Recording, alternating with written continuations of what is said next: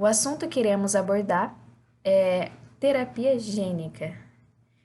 Terapia é um tratamento, né, como o próprio nome já diz, através da inserção de um gene no indivíduo que eu quero estar realizando essa transferência.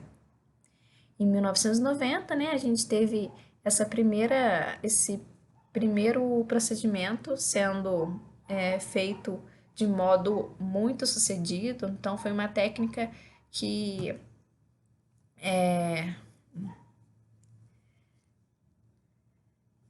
o assunto que iremos abordar é terapia gênica. Terapia, né, como o próprio nome diz, ela é um tratamento. É um tratamento feito para doenças. Então, ela é basicamente baseada na introdução de um gene sadio no indivíduo, né, que eu quero fazer essa transferência. E esse processo é feito através da técnica do DNA recombinante, como a gente já viu nas últimas aulas.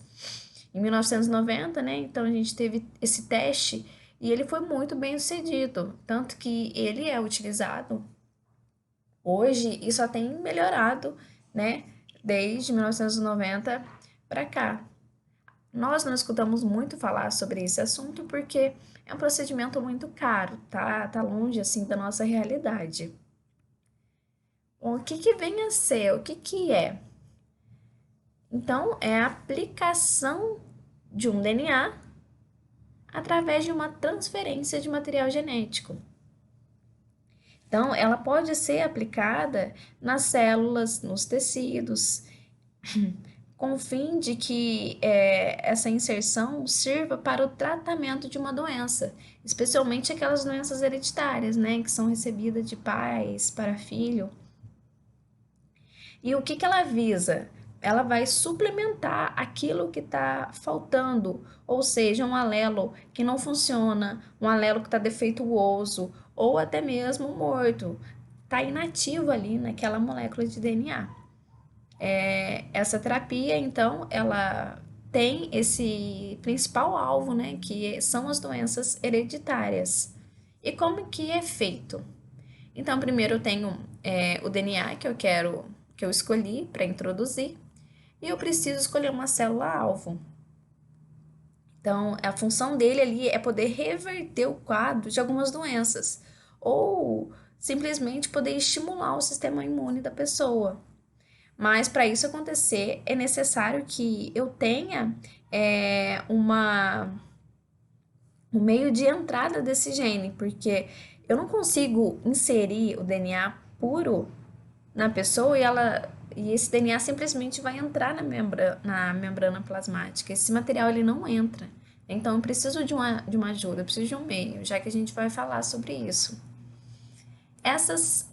Esse material genético ele é aplicado tanto nas células somáticas, né, responsável por toda a formação do nosso corpo, quanto as células germinativas. E para que serve? Eu posso reduzir ou remover o efeito de um gene alterado ou introduzir uma nova função. Então, ele tem N possibilidades ali. Ele pode reverter um quadro, ele pode inserir, pode estar aumentando ali, né, a quantidade de gene, ou até mesmo alterar. Eu removo um gene ruim e aí ele adiciona aquele gene, né, responsável por aquilo que está sendo tratado. E qual que é o objetivo? O objetivo principal é que, de fato, essa introdução seja durável, ou pelo menos por um tempo indeterminado. E o que a gente espera, né, desses resultados é que não tenham efeitos colaterais, efeitos adversos. Porque por mais que esse processo já foi feito, já foi realizado vários testes, ainda assim a gente encontra, né, esses efeitos colaterais em qualquer tipo de processo.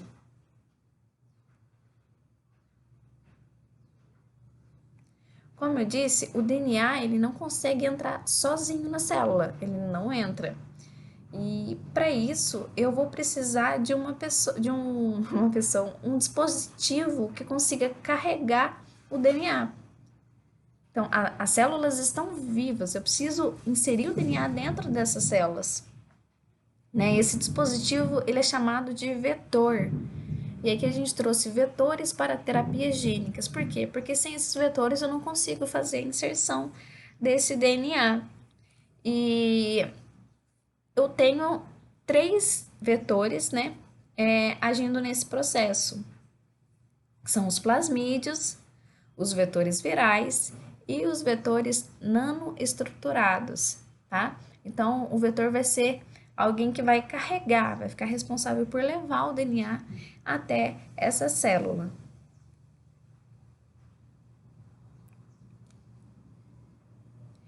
O procedimento da terapia gênica, ela pode ser feita através de in vivo e ex vivo. O procedimento in vivo, ele consiste em transferir o DNA diretamente para a célula ou para o tecido do paciente. Agora, na transferência ex vivo, o DNA, primeiramente, ele é transferido para a célula isolada de um organismo e depois vai ser levada para o laboratório para poder ser crescida, para poder ser analisada. E essas células isoladas, elas são modificadas dessa maneira. E aí depois, só depois desse processo, depois da observação e tudo mais, ela vai ser introduzida no paciente, tá? Então eu posso simplesmente injetar ali o material, o vetor pronto, ou né, fazer o recolhimento da célula e levar para análise em laboratório. A terapia gênica ela é feita com vetores, e esses vetores podem ser virais ou não virais. Aqui no primeiro exemplo, eu tenho a utilização de um vírus. Eu preciso, né, reconhecer o vírus, saber o que eu estou inserindo no indivíduo. Então, eu tenho um vírus aqui geneticamente para se tornar inofensivo. Então, ele não vai fazer mal àquela pessoa. Eu preciso dele para poder inserir o vetor viral.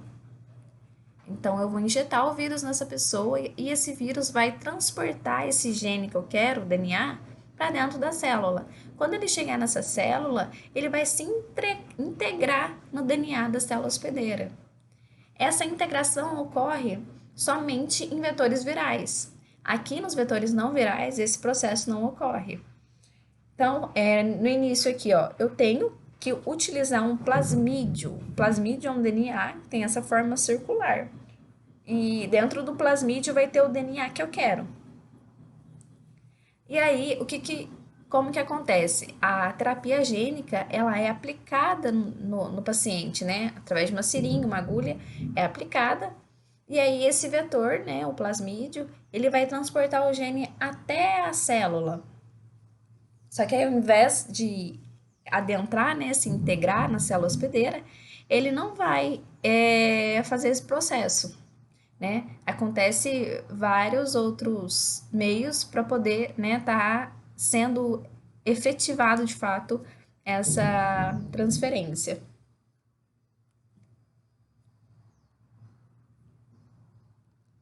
Como todo procedimento, nós sabemos que tem vários critérios para estar realizando esse processo.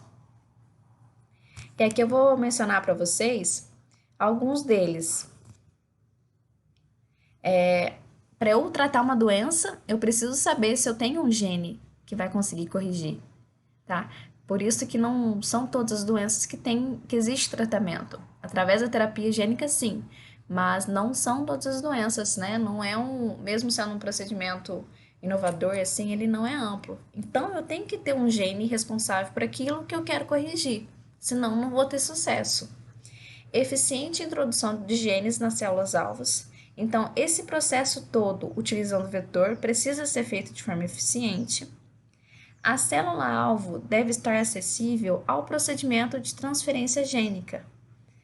Eu tenho que saber qual tipo de célula, em qual célula, onde vai ser inserido, onde eu vou coletar, para esse procedimento ser feito, né, sem problema nenhum, sem causar nenhum dano ou até perda desse material genético. A terapia não deve ser danosa ao paciente. Tem sim os efeitos colaterais, mas ela não pode causar um dano grande no paciente. A terapia gênica deve mostrar incremento significante no quadro do paciente. Para eu tratar, né, como eu disse aqui no primeiro item, eu preciso saber se o que eu estou fazendo, se essa implantação, ela vai ser de fato eficiente para o paciente, porque eu preciso analisar todo o quadro, as condições. Será que esse paciente, né, está apto a receber? Será que ele pode receber? Então, tudo isso é relevante nesse processo.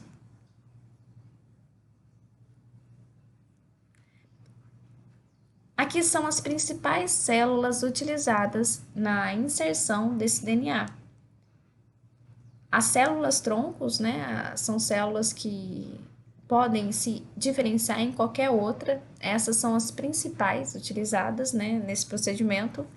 Os linfócitos também, lá no nosso sistema imunológico, os fibroblastos, né, da nossa pele, os miosblastos, que são células do nosso músculos, e as células dos hepatócitos, também são células alvos, né? Qualquer uma dessas podem estar recebendo um material genético através de um vetor. Aqui eu trouxe, né, algumas curiosidades. Em agosto de 2020, a Agência Nacional de Vigilância Sanitária, a Anvisa, aprovou a primeira terapia gênica no país, um produto para tratar uma forma específica de deficiência visual causada por degeneração. Só em 2020, né, se a gente for pensar, é algo muito recente, foi aprovado para um tratamento de uma doença específica. Aqui, no caso, foi uma deficiência visual. Outra terapia gênica que também foi aprovada no país foi para tratamento de pacientes com atrofia muscular espinhal. Esse procedimento compensou a falta do gene do neurônio motor de sobrevivência. Além da tecnologia, as duas terapias têm em comum um custo inviável para a maioria dos brasileiros.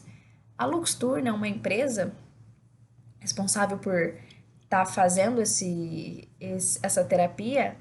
Ela foi aprovada pela CMED em dezembro de 2020 por cerca de 1,9 milhões a aplicação. Então, uma aplicação dessa é esse valor que vocês conseguem ver aí. Então, como eu disse, é algo, né, fora da nossa realidade, todo o nosso contexto. E claro que segue vários protocolos, não é algo fácil de se conseguir, tá? Isso leva tempo até conseguir, de fato, né, uma autorização para estar realizando esse procedimento.